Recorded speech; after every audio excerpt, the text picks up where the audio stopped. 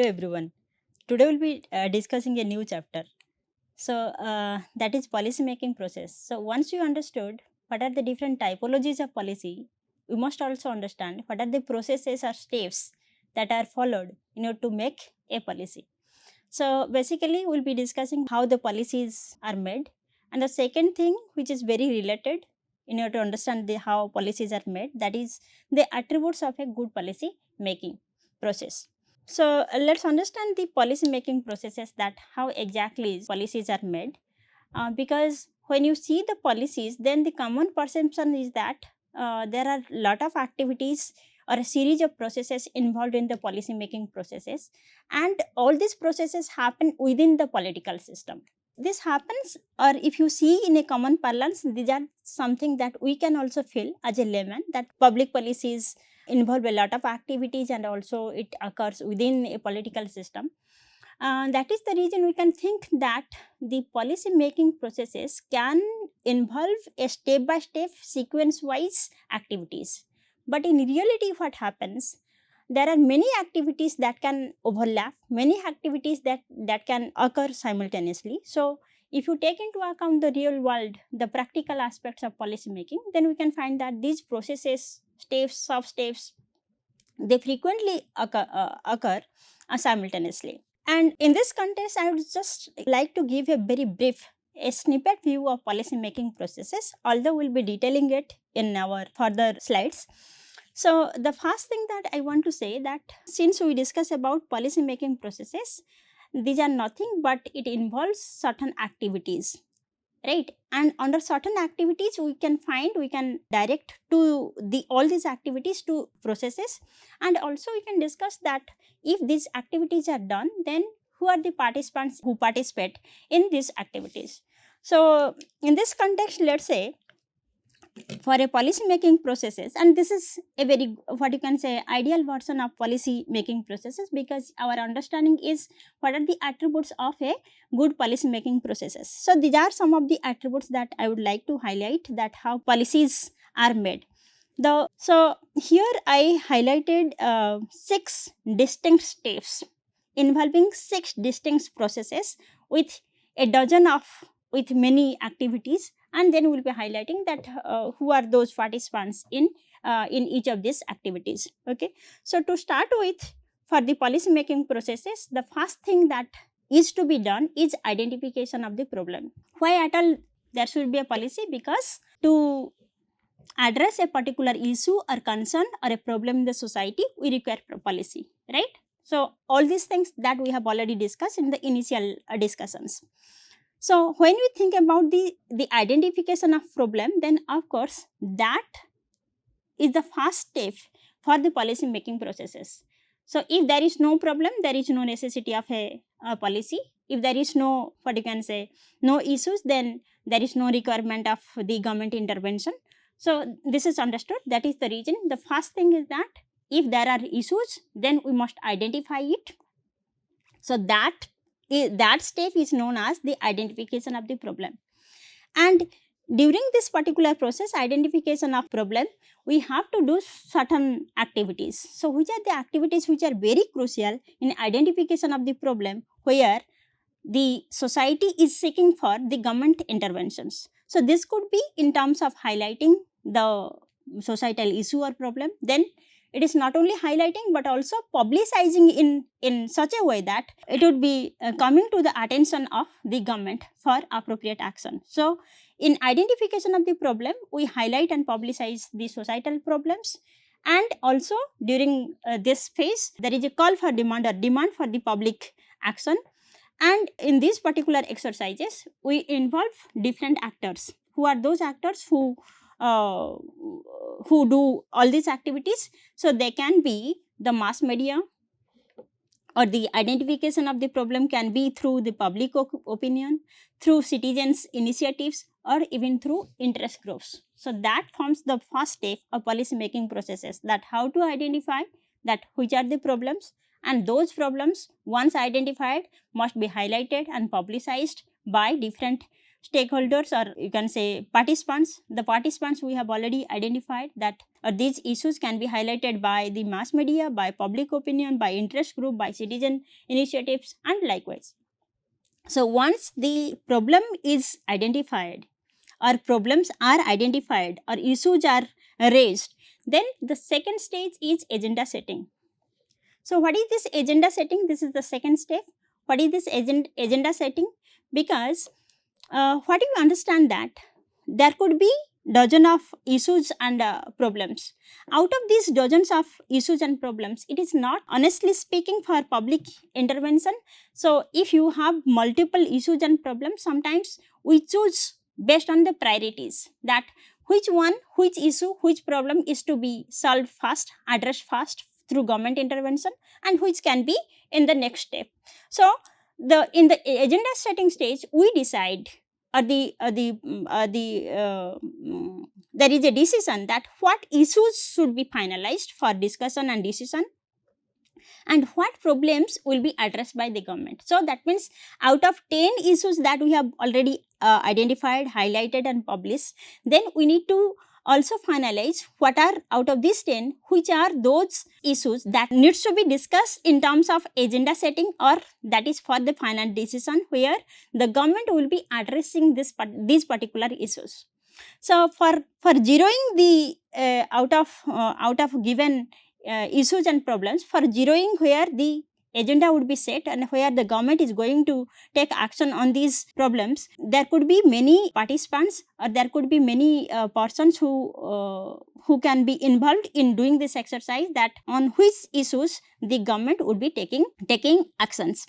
So these participants can be the elite, the president, our both houses, upper house and lower house, political parties, mass medias, the political candidates, those who are seeking for elections.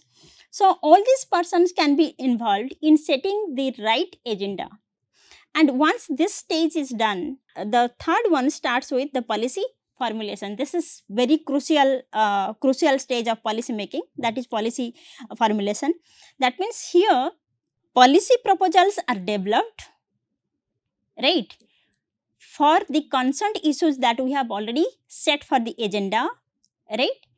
And out of these policy proposals, so there could be multiple proposals to solve the particular issues that we have already identified during agenda setting, right? And in each of these proposal, we discuss in detail that what are the plan of actions, or what are the strategies that the proposal proposes to ameliorate the issues that we have already identified. Okay, for this exercise, there could be the involvement of many actors. So the actors could be in terms of think tanks. Just example for we can take the case of Niti Aayog, we can take the case of CEW, Council for Energy and Environment. So there could be different think tanks who work on specific issues. So the other actors could be the president, both houses, our interest group, and by the involvement of all these, we try to develop the policy proposals to resolve the issues that we have already identified, and that is the reason the agenda was already set. So once this particular stage is done, then the next stage is policy legitimation. So what is this policy legitimation? Here the proposals are just proposed and all these are discussed, that in which proposals, what are the suggestions, what are the strategies, and what are the details of, about the proposals to ameliorate the issues that has already been identified. But in policy legitimation stage, we have to select for each of these issues, we have to select just one proposal. So we have to again finalize a proposal out of, let's say, 5 proposals for a given issue. So selecting a proposal is crucial, the first thing to in this particular step, that is policy legitimations, and that particular proposal should be getting adequate political support from both the houses, right? So that means once the adequate amount of support is received by both the houses, then we can think about the enactment of the law for the concerned policy. for the concerned issue, and the proposal can be now converted into an act or law, right? And for this policy legitimation, that how a particular proposal is converted into a law or an act, for this exercise there could be, again as I told, there could be many actors. The actors could be our houses, both the houses, houses, that is lower and upper houses, interest groups, president, courts for final decision. So all these actors can be involved in this policy legitimation stage. And once the policy legitimation stage is over, that means proposals are now converted into act or law. So what is the next thing? So that means now we are in a condition to take action because our policies have been formulated, and the next and also legitimized, and the next action is policy implementation, that how to implement those legitimatized policies into action. That means how it should be implemented. And the first thing before implementation that is discussed is about the appropriation of funds or budgeting. Where should we get fund in order to implement these policies that we have already, or this act or law that is already legitimized here, right? So once we discuss that these are the sources of the funding, right, to implement this particular policies, then the next thing that we need to discuss is the institutional mechanisms, or who would be the parties, or who would be the agencies or administrative bodies, those would be taking care of this policy for implementation. So creating adequate channels, institutional mechanisms are also considered after the budgeting and appropriation during the policy implementation stage. And once this particular mechanism would be designed, would be identified, then we have to think about that what are the policy instruments that we can think about for successful implementation of this said policy. So designing policy instruments is a vital exercise in the policy implementation, and otherwise there could be mismatch between our target, policy target and policy achievement. Okay, so for example, if I have to give an example of a policy instrument, let's say that for a particular policy like solar irrigation pumps, right? So what is the highlight of solar irrigation pumps?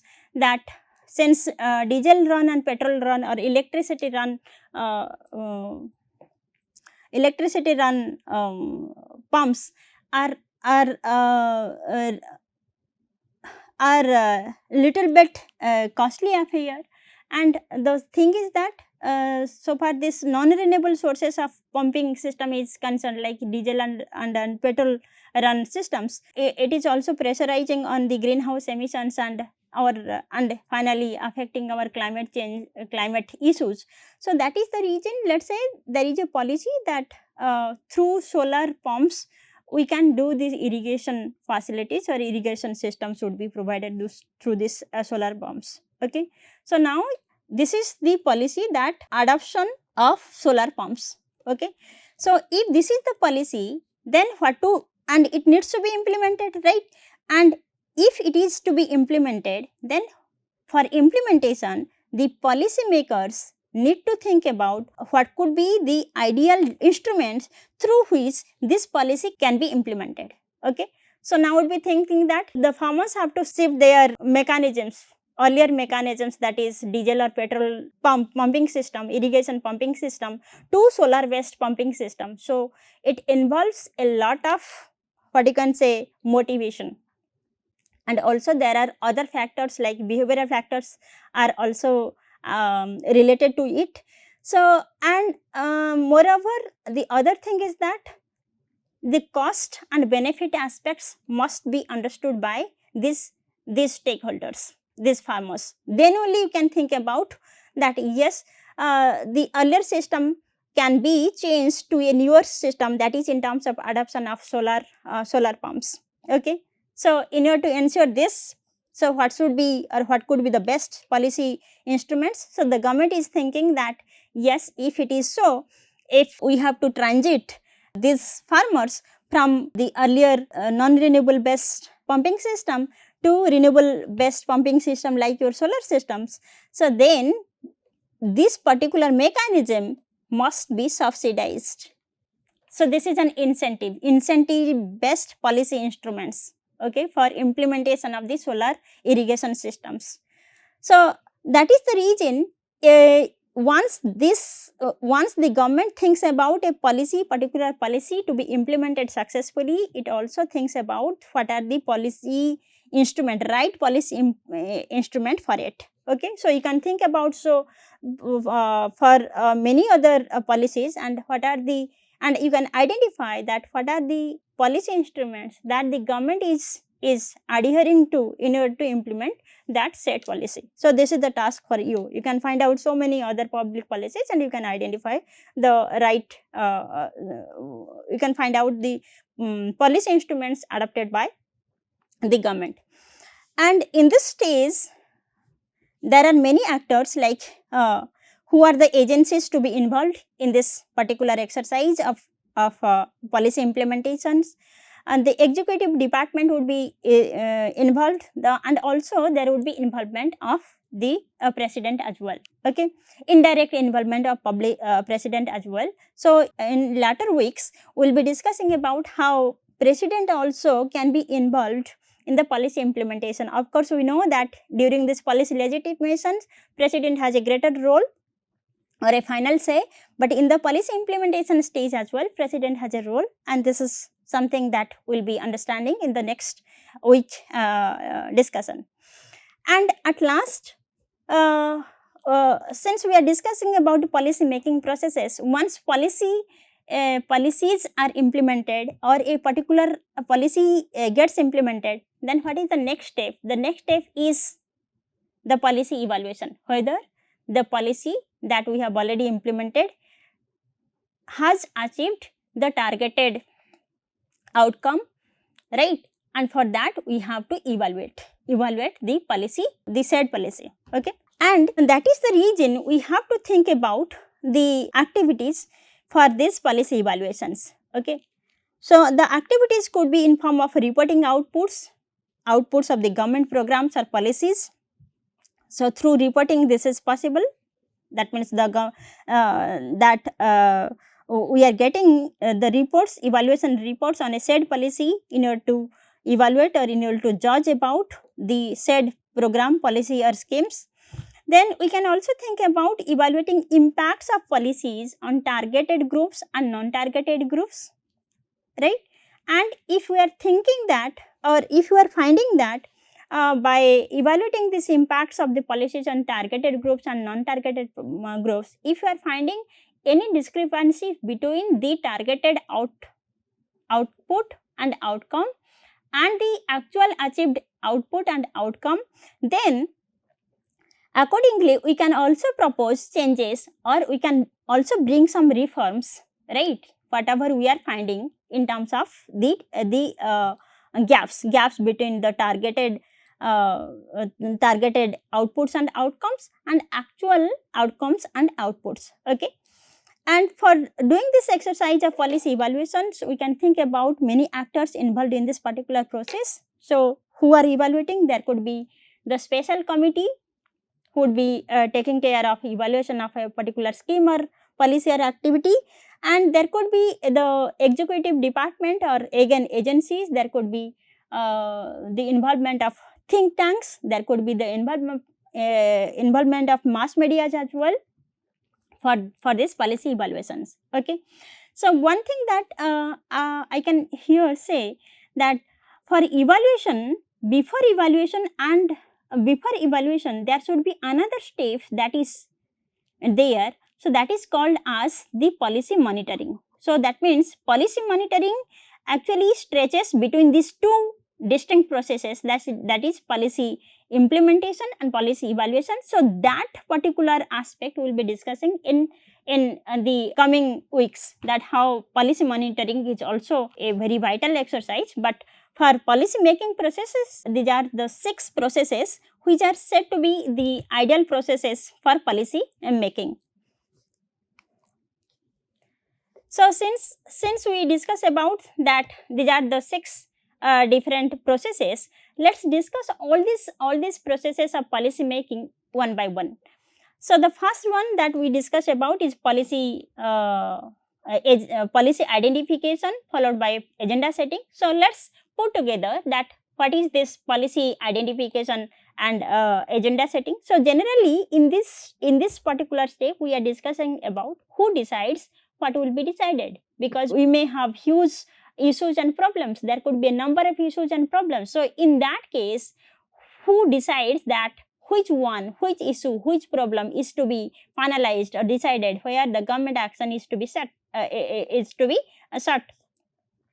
And in order to answer this question, some textbook they say that this agenda setting just happens, right?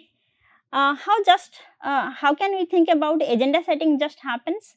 So because they suggest that individuals or groups, those who are involved in identifying the particular issues, or they can finalize the agenda also. So they can organize themselves, right, to define what are the problems and what are the likely solutions. Okay, so these individuals and groups, they can define their own interests, organize themselves, persuade others to support what are the causes of this particular problem, right, and what are the likely suggestions, what are the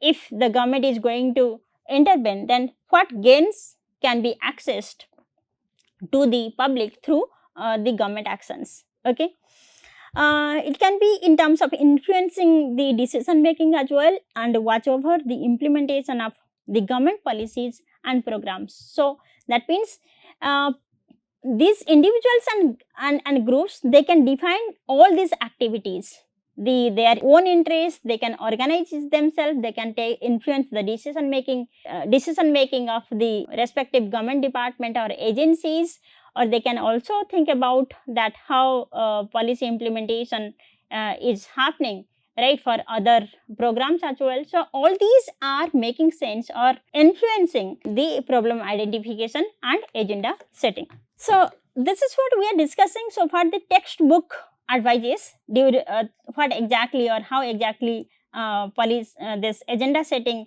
and identification of problem happens. But in reality, policy issues cannot just happen, because if you see issue, that means creating an issue.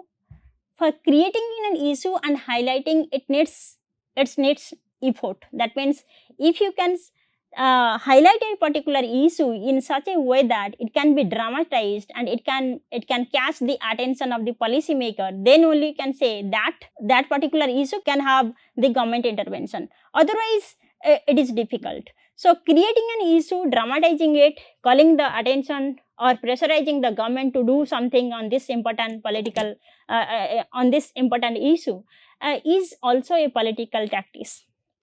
So this political tactics of this agenda setting are employed by many actors. They are employed first of all, they are employed by the influential individuals, influential groups, organized interest groups, the policy planning organizations, or many times we can find the political candidates as well, or office holders, or even the mass media. So nowadays the role of the mass media in agenda setting has increased manifold.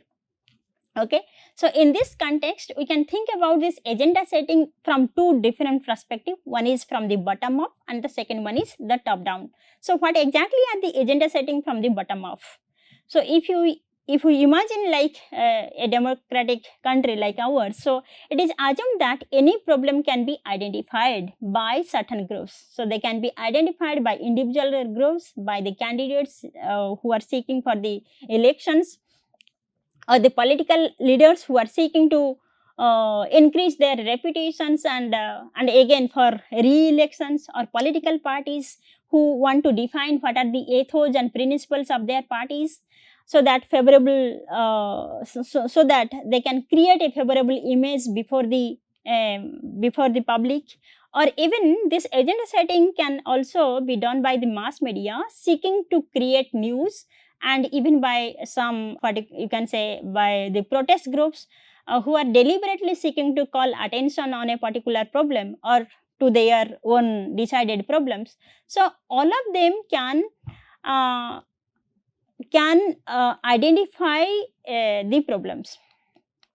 Okay, so in this context, since we are discussing about the agenda setting from the bottom up, so let's discuss about the public opinion, role of public opinion and agenda setting, right? How public opinion is shaping the agenda.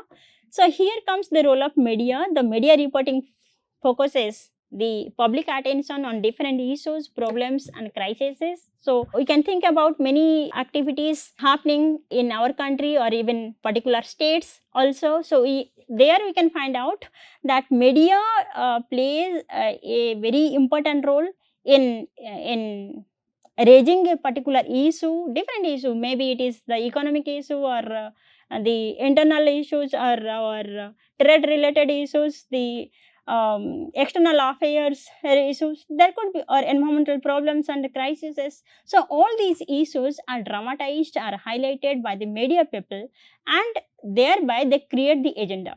So for example, since we discuss about the recent things what are happening, we can also think about some of the very pronounced example that had happened during the election 2015 election in India. So I would say it is a regime change. So that is the reason I am giving the example of this public opinion and agenda setting.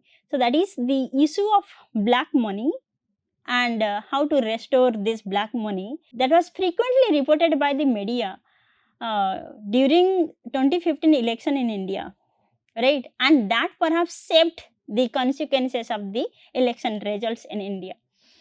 And so that means since we are discussing about the public opinion and agenda setting in this regard, before seeking the election, okay, the political parties, they used to raise that what is their ideologies, what is the it is a kind of they give promise that if there are n number of problems, then how they are going to solve it. Or before coming to the government also, they try to identify through the public opinion what are the problems from the perspective of the public. Okay, and accordingly they try to prioritize. So for example, if you see what is our priorities, policy priorities right now, then we can think about there are many priorities. Okay, so it can range from the economic priorities like our growth and self reliance. So we have a dozen of policy schemes for in order to address this problem of economic growth and ensuring self reliance, like your Atmanirbhar Bharat, Make in India, budgetary focus on high capital expenditure on the targeted sectors like infrastructure, supply side reforms, and support for the strategic sectors like the semiconductors. So last year there was in New Delhi, there was a huge there was very dynamic discussion happened regarding this semiconductors as well. So all these determine that what are the priorities, policy priorities. Okay, sometimes they are captured through the public opinion as well. So I'll be just highlighting some of the policy priorities, then we'll be discussing what are the next steps. So the other policy priorities that right now we are finding before the government of India, it is in terms of the digital transformation, technological transformation. And for this digital transformation and technological transformation, of course, there are policies which are dealing with this particular challenge, that is in terms of digital public infrastructure, creating this infrastructure and also utilizing the benefits of AI, very sensitive buzzword nowadays we are using, that is AI for every sectors, almost every sectors like health sector, agriculture sector, climate solutions, and also democratizing the access to AI resources So all these are under the ambit of your digital and technological transformation. So there could be the other policy priorities like your green and sustainable development. I'm just giving some examples. So all these are giving the perspective of the policies and the right now what kind of policies are being prioritized. Okay. So the other policy priorities right now we are thinking about, or many policies are in tune with, is inclusive growth and social welfare, governance and global engagement. So many times we are saying we need to stand and also increase our global engagement. So in order to do this, we have many policies at place like ease of doing business or promoting transparency through transparent actions and governance. So all these are the policy priorities. Okay. And so since we are discussing about the how media's public opinion are shaping the public policy, so many times we are thinking about the public opinions, polling report. So this, when we are thinking about the agenda setting through polling report, so the role of the mass media is really pronounced in order to decide upon the agenda setting. So what exactly is happening in the for agenda setting through this media? Nowadays everyone is using media, social media, right? So we are handling X, we are handling, there are many different social media where public are really very active, and they discuss and debate on these platform on different issues. So individuals nowadays have the opportunities through this social media to set the social the agenda for the policy making as well. Okay. So we can think about that this media is getting more pronounced, and the agenda setting through this media is happening because of many laws, many supported policies as well, like use of internet, freedom of expression. Okay. Without all these facilities or without all these provisions, no one can think about expressing his or her opinion on a particular issue publicly. Okay. So we have already created these infrastructure in terms of laws, in terms of schemes, and that is the reason the social media is now shaping the agenda setting as well. Okay. So this is what we discussed about the agenda setting from the bottom up, right? So similarly, the agenda setting can also happen from top down. So what are those top down? Top down means, of course, it is not the public, it is not the mass media, rather although mass media is shaping it in terms of the elite persons involved in the mass media, like the content writer, the editors, right? So here we are mentioning about top down processes for the agenda setting. So that means a selected group of populations, they form this elite. They are the political elite, they are the political activists, or they are very influential. Okay. They set the agenda as well. So that is called the agenda setting. So this elite model of, and that is the reason when the agenda is set through the involvement of elite, different kind of elite, the political elites, the influential people, and likewise. So that is known as the elite model of agenda setting. So this particular model emphasizes on the role of these elites in business, the finance, the media, as well as the government as well. So these leaders, they observe the societal development, they perceive that something is threatening to their own values or interest, or they may perceive opportunities to advance their own values or interest, so or own careers even. So accordingly they try to set the agenda. So we must heard about the, what you can say, the agenda setting actually begins not in a formal way if it is based on the elite group model, rather in an informal way. So how is it happening? So the agenda setting is beginning informally in terms of the informal discussions in the social clubs, in terms of the discussions in the boardrooms, corporate boardrooms, or discussion groups, where these elites, they identify what are the issues take into account the societal context and development. Okay.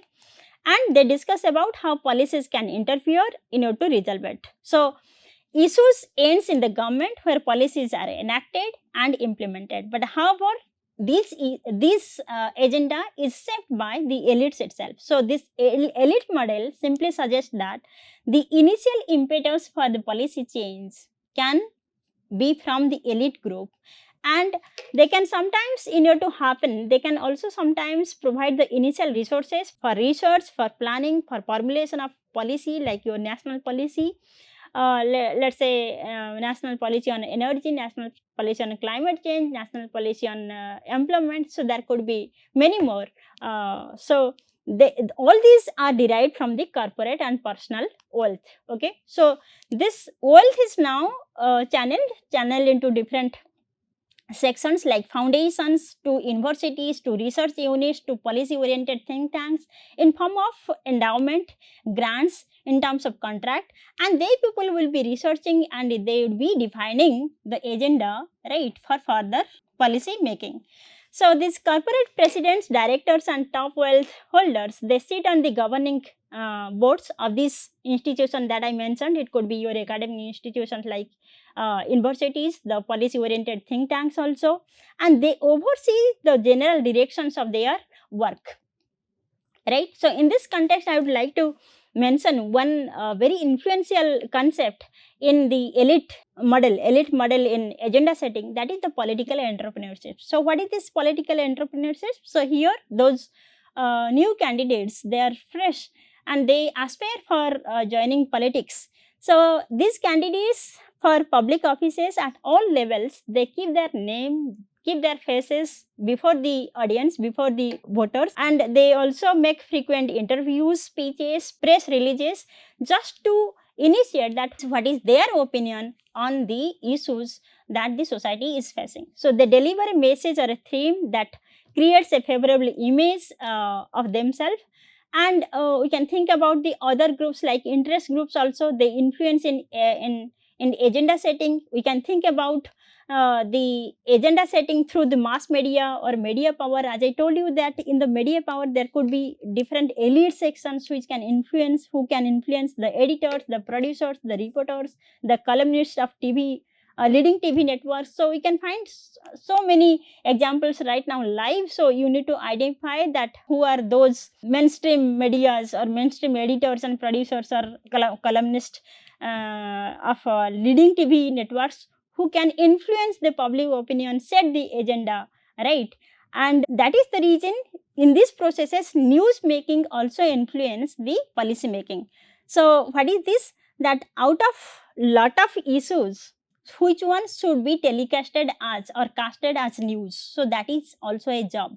So news making involves many important decisions about what is news and which one is newsworthy.